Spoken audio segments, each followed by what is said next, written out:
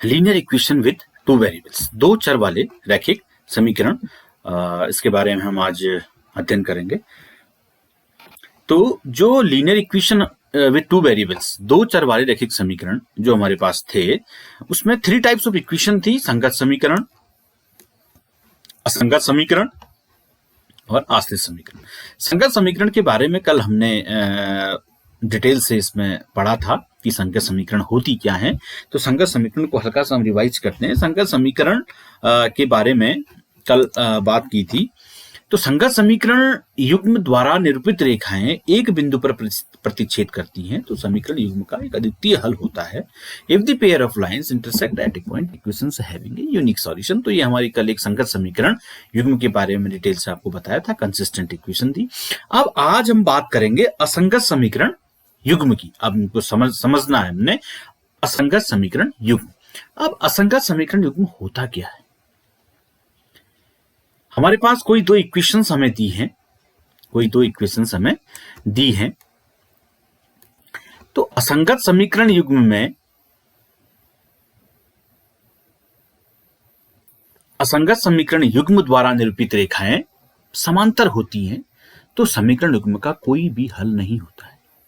If the pair of lines are parallel, then equations having no solution.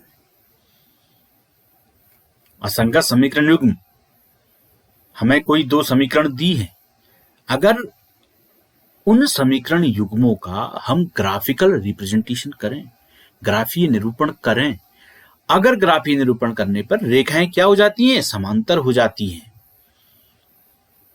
तो उस समीकरण युग्म का कोई भी हल नहीं होगा। If the pair of lines are parallel, then equation having no solution.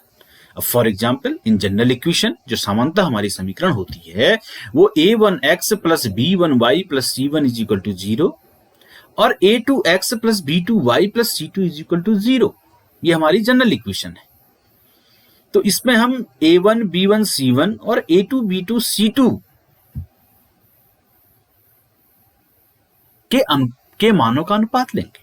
अब a1 और a2 के मान का अनुपात, b1 और b2 के मान का अनुपात, c1 और c2 के मान का अनुपात हमने लिया। अगर a1 और a2 और b1 और b2 के अनुपात समान हैं, लेकिन c1 अपॉन c2 का अनुपात क्या है? अलग है। ठीक है, तो रेखा क्या होगी? तो वो कौन सी युग्म होगा? असंगत समीकरण युग्म होगा, इनकंसिस्टेंट इक्वेशन होगी। जैसे फॉर एग्जाम्पल मैंने यहां पर लिया है कि x plus 2y minus 4 is equal to 0 and 2x plus 4y minus 12 is equal to 0। तो a1 की वैल्यू यहां पर कितनी हो गई? 1, b1 की वैल्यू 2, c1 की वैल्यू माइनस 4। ऐसे यहां पर a2 की वैल्यू 2, b2 की वैल्यू 4 और c2 की वैल्यू माइनस 12। तो a1 अपॉन a2, a1 की वैल्यू 1, a2 की वैल्यू 2, तो 1 upon 2 equals to b1 upon b2, b1 की वैल्यू 2 और b2 की वैल्यू 4। फिर c1 अपॉन c2, c1 की वैल्यू माइनस 4 एंड c2 की वैल्यू माइनस 12, तो 1/2, तो 2 1 जा 1, 2 2 जा 4, तो 1/2 और 4 1 जा 1, 4 3 जा 12।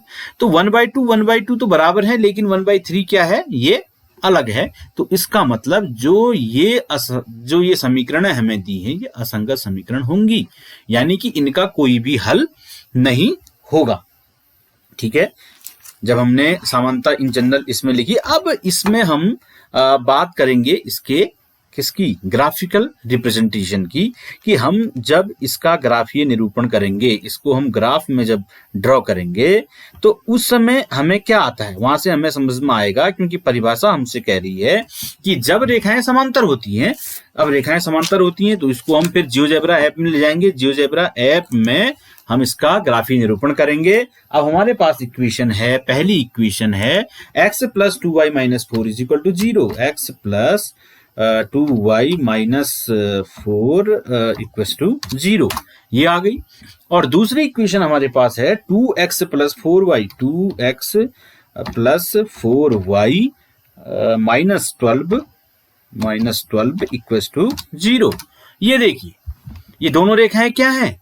समांतर हैं, यानी कि पैरेलल हैं, जो हमारा असंगत समीकरण युग्म की जो डेफिनेशन थी कि अगर समीकरण युग्म द्वारा निरूपित रेखाएं समांतर होती हैं तो समीकरण युग्म का कोई भी हल नहीं होता। If the pair of lines are parallel then equation having no solution. तो जब हमने इन इक्वेशनों का ग्राफ यहां पर ड्रॉ किया तो ये दोनों इक्वेशनों का जो ग्राफ है क्या है, आपस में ये पैरेलल आ गई ये रेखाएं, ठीक है, रेखाएं समांतर हो गई। तो इसका मतलब जो ये समीकरण है इसका कोई भी हल नहीं होगा और ये जो पेयर ऑफ इक्वेशंस हैं हमारी, ये क्या होंगी, इनकंसिस्टेंट इक्वेशन होंगी, यानी कि असंगत समीकरण युग्म ये हमारे पास होगा।